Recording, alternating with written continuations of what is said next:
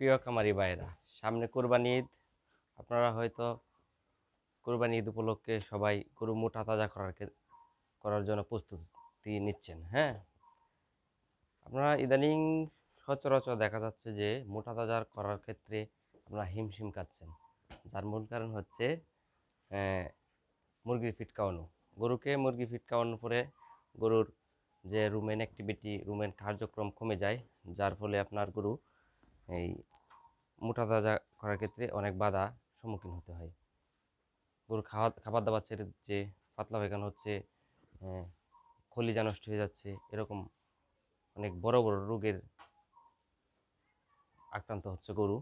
যার কারণে অনেকেই কুরবানি ঈদের আগেই গরু বিক্রি করার প্ল্যান করছে। আমার ফার্মে কিন্তু মোটা তাজা করার কোনো গরু নেই, আপনারা অনেকেই জানেন। তারপরও আমি এই বিষয়টা বলার মূল উদ্দেশ্য হচ্ছে, যারা বুঝেন না যে দ্রুত মোটা তাজা করবেন গরুকে, 2 মাসে মোটা তাজা করবেন, মুরগির ফিট খাওয়াবেন, তাতে করে আপনি অনেক লাভবান হবেন। লাভের তো লসেই বেশি হবেন।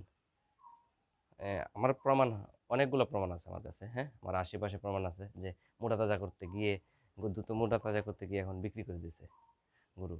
যে ঈদ পর্যন্ত আর পালা সম্ভব না, কেন? গরু খাবার দাবার খাচ্ছে না, রুমেন অ্যাক্টিভিটি কমে গেছে। তাই বললাম, আপনি যদি আপনার গরুকে সুস্থ রাখতে চান, খাবার দাবার ঠিক রাখতে চান, রুমেন অ্যাক্টিভিটি ঠিক রাখতে চান, তা অবশ্যই অবশ্যই মুরগির ফিট খাবার খাবার থেকে বিরত থাকুন। এই রে,